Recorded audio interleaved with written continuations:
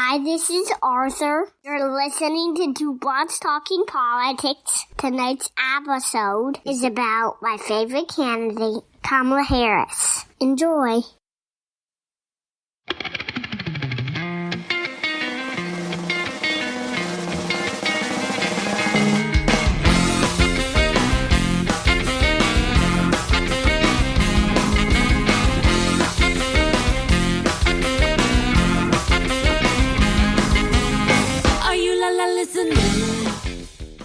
Hey everybody, this is Kelly. Welcome to the first episode of the Two Broads Talking Politics Democratic Presidential Candidates Book Club. That's a mouthful. I am Kelly, one of your co-hosts. I'm here with Sophy. Hey Sophy. Hey Kelly. And we are joined tonight by Kaz Weida, who is a freelance journalist. Hi Kaz. Hello, how are you? Great. And Kaz has been on the podcast before, but we are joined by a new guest as well. Elizabeth Thorp is a writer and actress. Hi, Elizabeth. Hi, ladies. How are you? Thank you for having me. Thank you for joining us. Viewers of House of Cards may remember Elizabeth from, I believe it was the final episode of the series, right? The series finale. Excellent. Yeah. And you played the Secretary of Defense? I did. As Secretary of Defense Maria Ford, who basically tries to wrestle the nuclear football away from an insane Claire Underwood, who's president. So, you know. Something that may come in handy as experience. Yep. And you live in D.C., yep. So who knows? This could all really happen. Yes, and I was sworn in as a Secretary of Defense, too. I was, not like these acting folks currently in the Trump administration. All right. So I am calling this the first episode of the book club because our plan is to actually read the books of I'll say all of the Democratic presidential candidates, but there's technically like 800 people running, so we'll see however many we get to. So we're starting tonight with Kamala Harris's book, The Truths We Hold. We started with Kamala for a few reasons. One, because I really wanted to read it, but also I think it's sort of the very traditional style of I'm running for president, so I'm going to write a book first. So it seemed like a sort of good baseline to start with. So why don't we just sort of go around and talk about kind of our first impressions, overall impressions of the book? Did we like it, hate it, bored by it, excited by it, surprised by it? What does everybody think? This is Elizabeth. I enjoyed it very much. It's not a riveting beach read that you tear through. I enjoyed the beginning, the first couple of chapters the most, just because I was so fascinated and interested in learning more about her family and her upbringing, such accomplished parents, immigrant parents. And I really enjoyed the book. And, clearly she was kind of laying out her case as why she would be qualified to run for president. And she absolutely is 100%, at the end of the book, as she weaves her story and even talks, gets pretty deep into policy at, the last few chapters. But I really liked it. Yeah, I agree. So this is Kelly again. It's definitely very readable. I mean, I think she is a very good writer, which is not at all a surprise. And, I think it gets a little sort of data heavy in sections, which is great. I'm glad that she knows why she's advocating for the policy she is inside and out. But like you say, it's not a beach read. There are parts of it that are a little bit, sort of dry. But all the stuff where she's talking about personal stuff, about her family, about meeting her husband, all of that stuff was just fantastic. And, I understand why a presidential candidate would talk about sort of the things they want to do and the policies they believe in. But I could have read a whole book on just the personal stuff. I mean, there could be a whole book on just the personal stuff. Yeah. All of her relatives, the totally unique upbringing, a Jamaican dad and an Indian mom. It was just, that part could be, almost could be spun into a fiction novel growing up with very accomplished parents in this kind of mixed, marriage. I think she said at one point her mom was supposed to have an arranged marriage, but fell in love with this Jamaican man. So, the stories of the cooking, sometimes they had turmeric and saffron, and then other nights they had jerk chicken. And So I loved that part. That was my favorite part. Just kind of getting to know her. Mm-hmm. Mm-hmm. Just piggybacking off of that I love her passion for food comes through really clearly in the book. Mm-hmm. And I definitely appreciated that.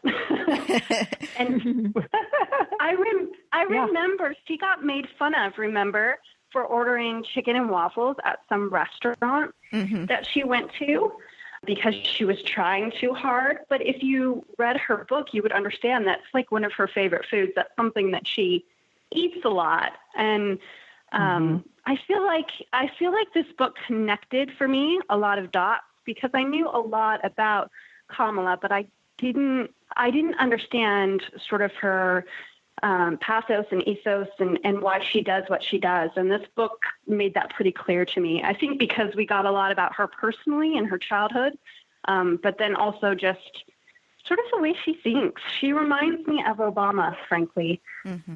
She's very pragmatic, and I think that's because of her mom being a scientist, but that kind of came through for me very clearly in the book about how she frames things and how she thinks and why she does what she does. This is Sophie, and I agree with everything that everybody said so far. I enjoyed the book. I liked reading sort of something that was written in her voice, and I found her really interesting, and I agreed with the things that she said, and I do think it answered a couple of my questions about her. But on the other hand, this is just sort of a type of book, right? Like the campaign book.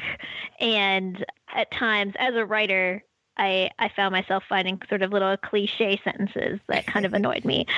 And I think part of my problem is that I tend to compare all books of this type to Dreams from My Father, which is Barack Obama's book that he... Very high bar. Which is an amazing memoir that Obama wrote when he was running for, I think, the Illinois State Senate, which is not only like a campaign book kind of, but like a really introspective memoir where he's like really real about his sort of challenges in his life and everything. So I found that this was more of a statement of the case or you know, kind of brief of why she should be president than it was as much a memoir that I was looking to sort of learn more about her interior workings. But I did learn some things about her that I didn't know.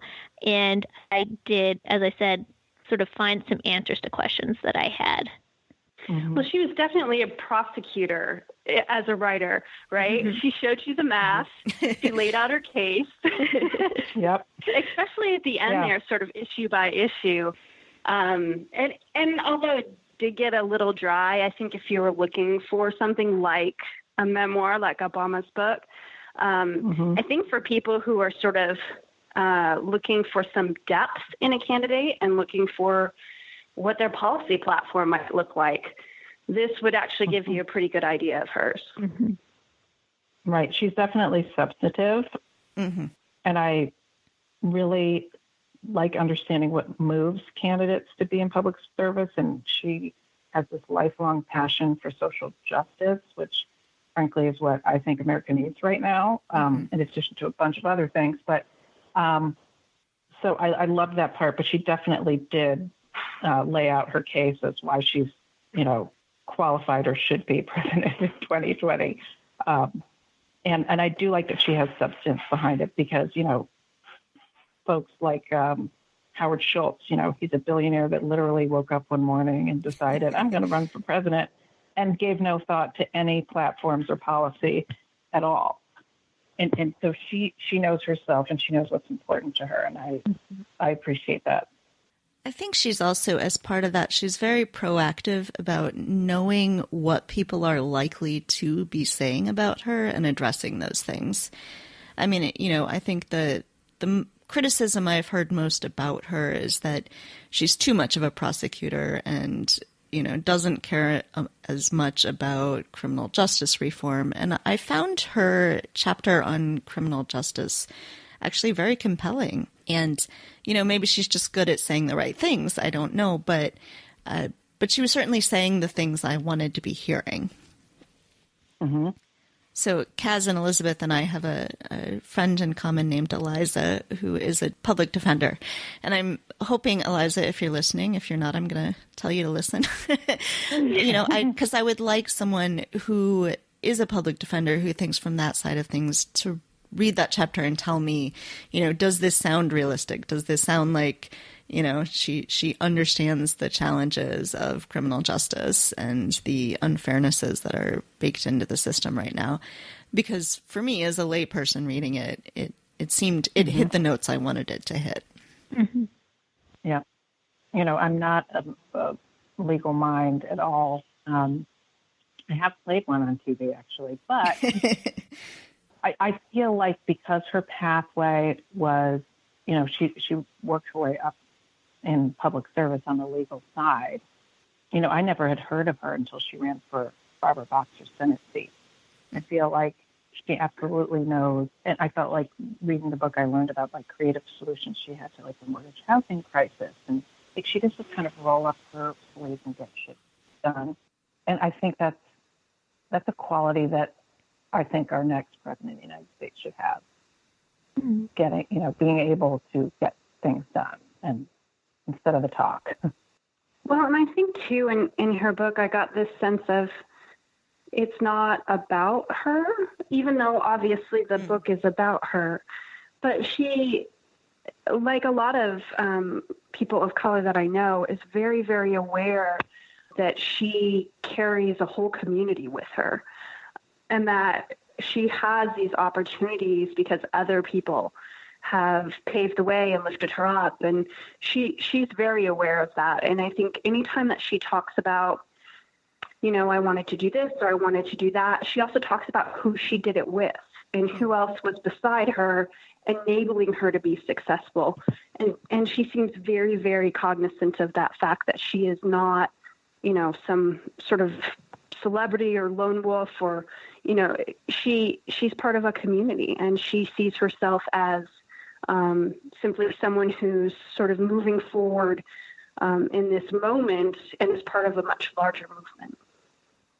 Mm-hmm. Yeah, I will say in the book, I noticed she is very generous. So she talks about, having had conversations with Cory Booker and Elizabeth Warren. And, these are all people that she's now running against, but she never tries to tear them down. She's always, talks about the great things that they were doing as well. And I definitely appreciate that. I mean, not just because of who the current president is and how he acts, but that's a quality that I always appreciate when I notice.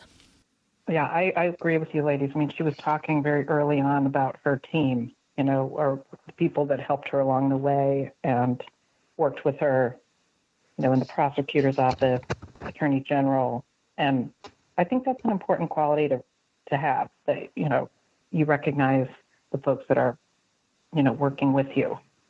So just as a side note, Kamala, at the same time that she came out with this book, also released a children's book called Superheroes Are Everywhere. I was really hoping I could convince my sons to do a little segment on that book, but I did not convince them to do it. Maybe in a future episode, we'll have a segment with them. But that book, interestingly, I mean, it's not at all surprising once you have read this book, but it's just about the people in her life. And so she's talking about looking around as a child, looking for superheroes and realizing they were all around her, and what it was that her mom did and her sister did and her dad and her grandparents and, all these other people that she names, her first grade teacher, that she names in this book, and seeing them as superheroes because of the qualities that they had. And, it's not like a groundbreaking children's book or anything, but it's good and it's sweet. And my 4-year-old at least really likes it. Well, and it's really nice to see Kirsten Gillibrand did the same thing, also released a children's book, which I have not yet read. But, it's nice to see the candidates thinking about kids, kids who can't vote, but obviously they're very important to a lot of us who can vote. Absolutely. Did anyone listen to this as an audiobook? I did, but did anyone else listen to it? I did. I did as well.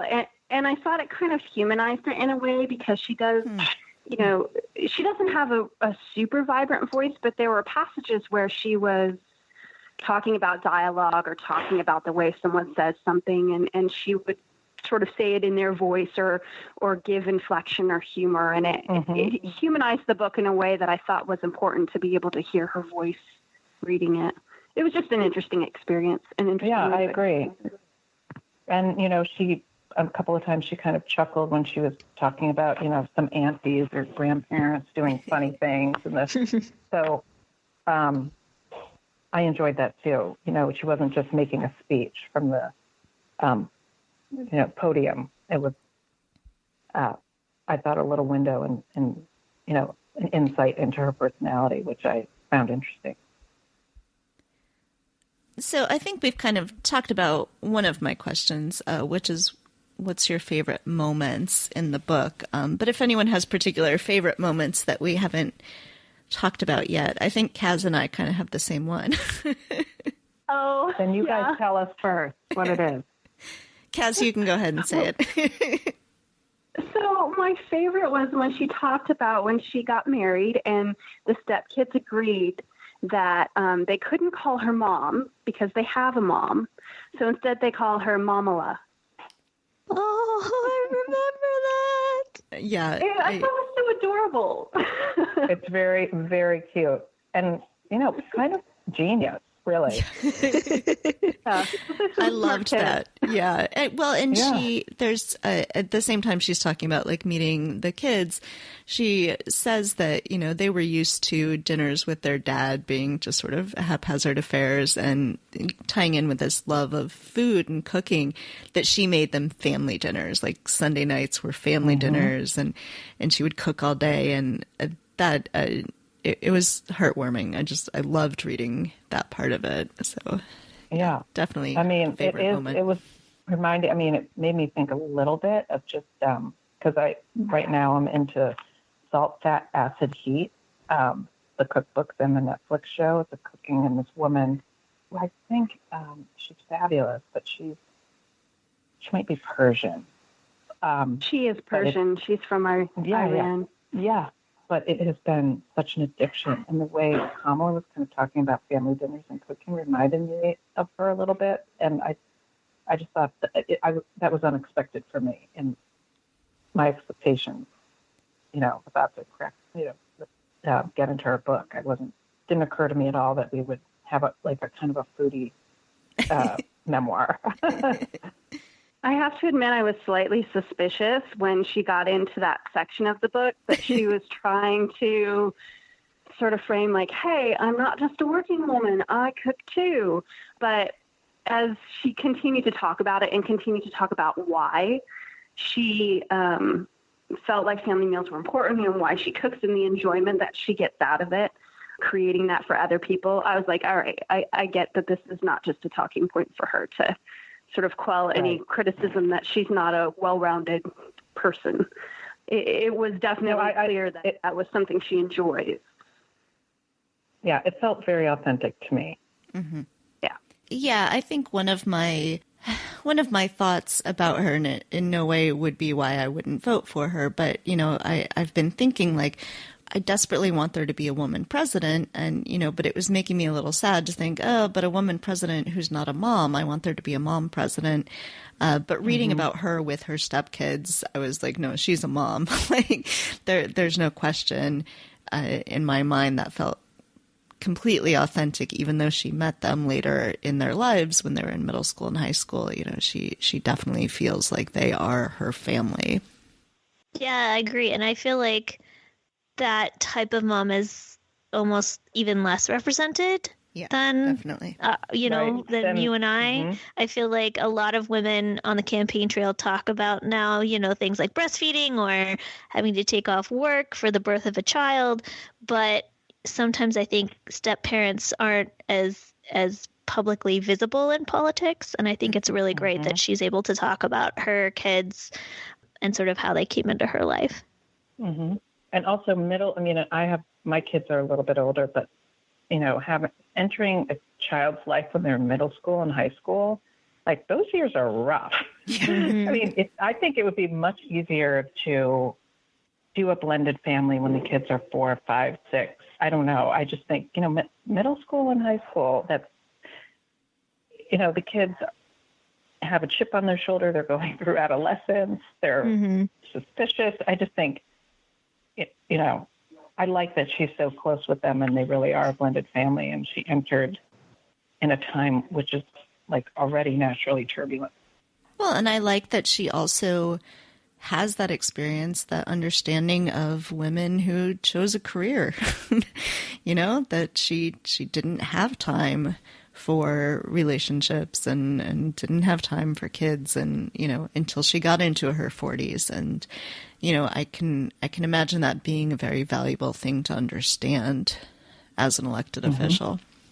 I think the moment that I connected with the most was when she was packing for the trip and Doug was proposing to her, and she was so upset about not being able to find her pants that she completely missed him proposing to her.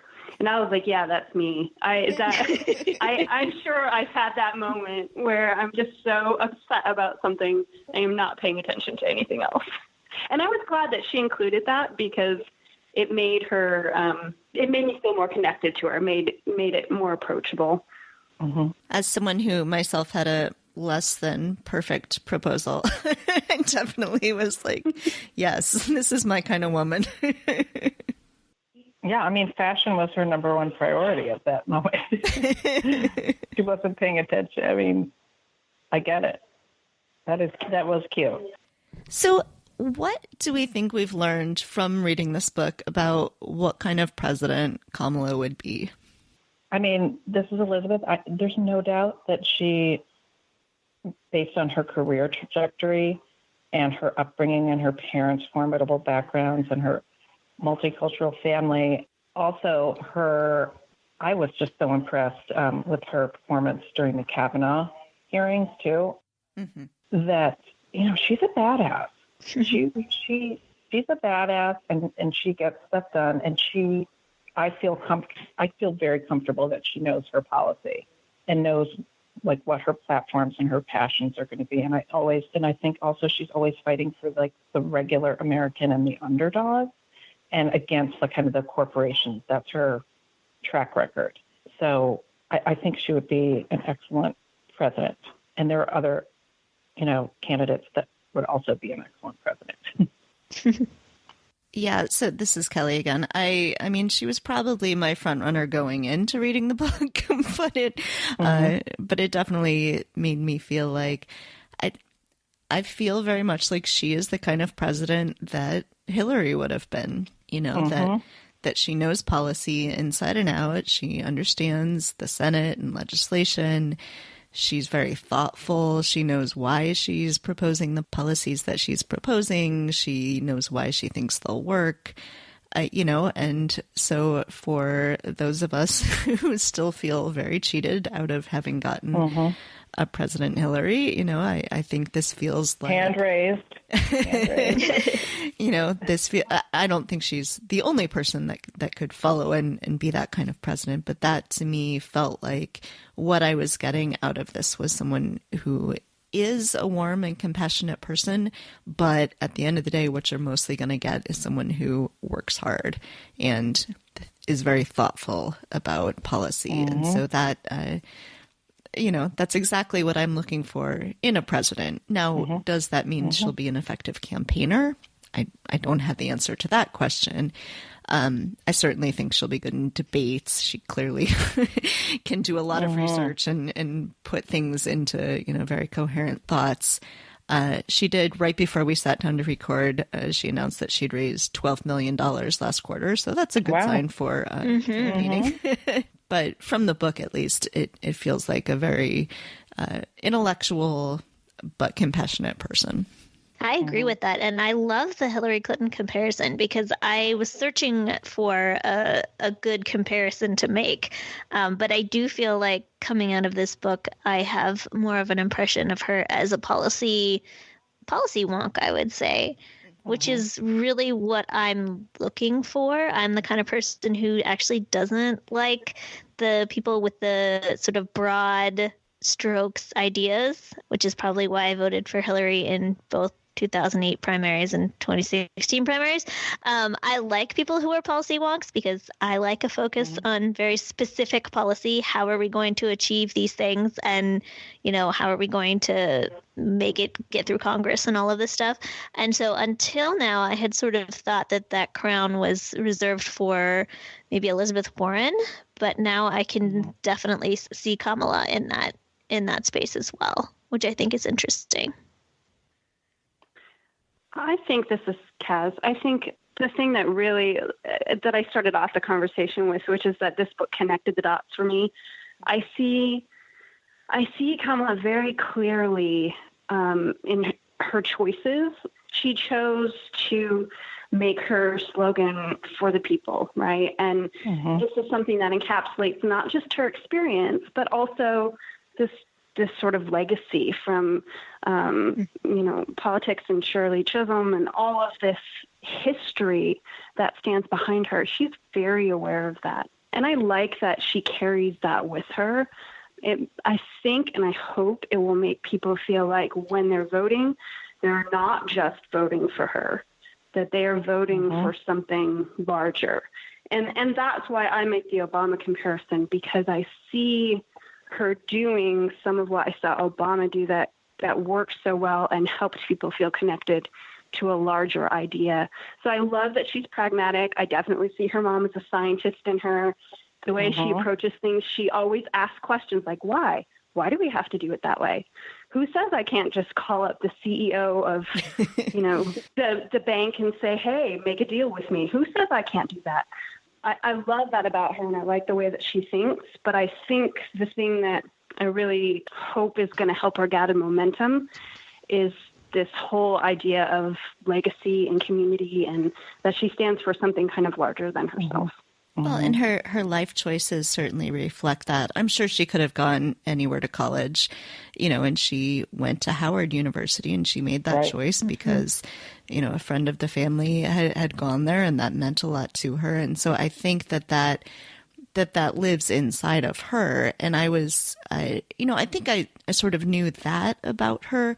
What I didn't realize was how strongly her Indian heritage was also a part of her through her mom. And so that was also really exciting to see that. And that's something that, she would be any number of firsts, of course, if she becomes president.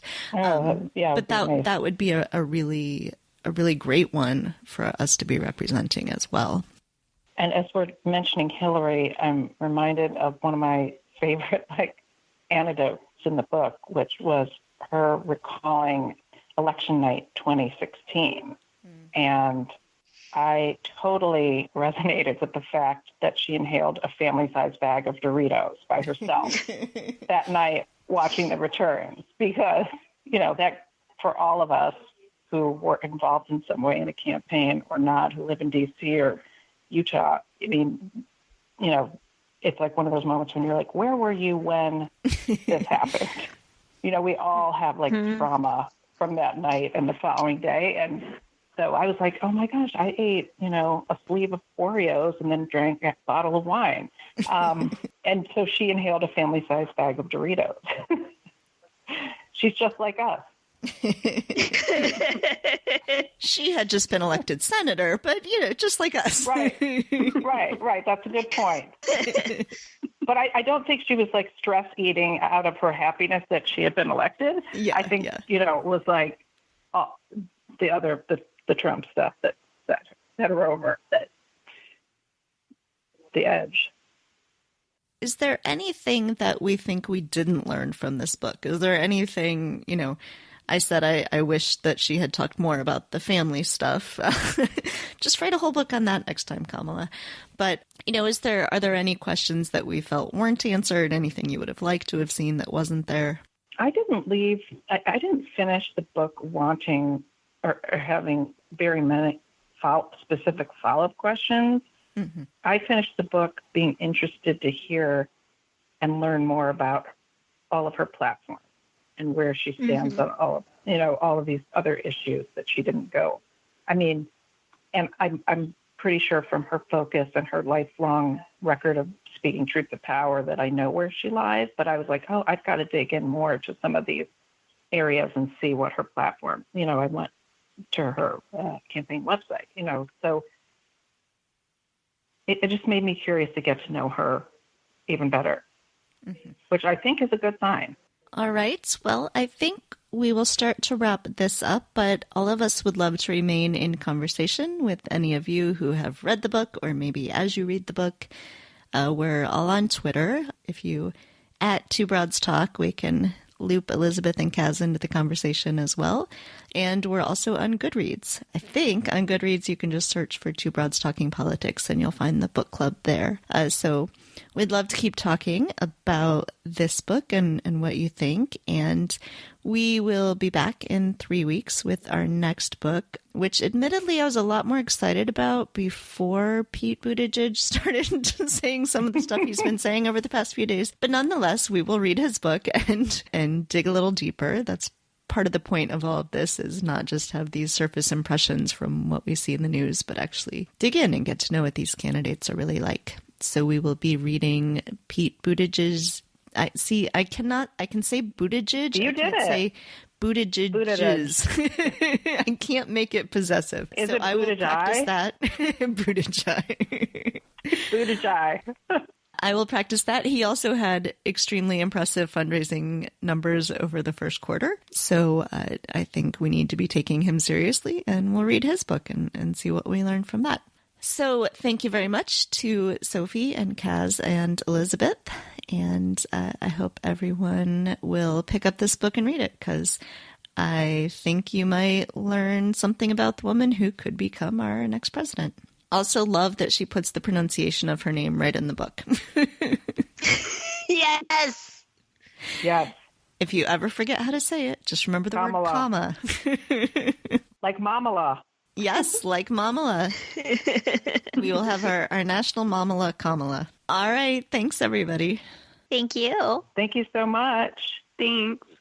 Thanks for listening to Two Broads Talking Politics. Our theme song is called Are You Listening? Off of the album Elephant Shaped Trees by the band Immunuri, and we're using it with permission of the band.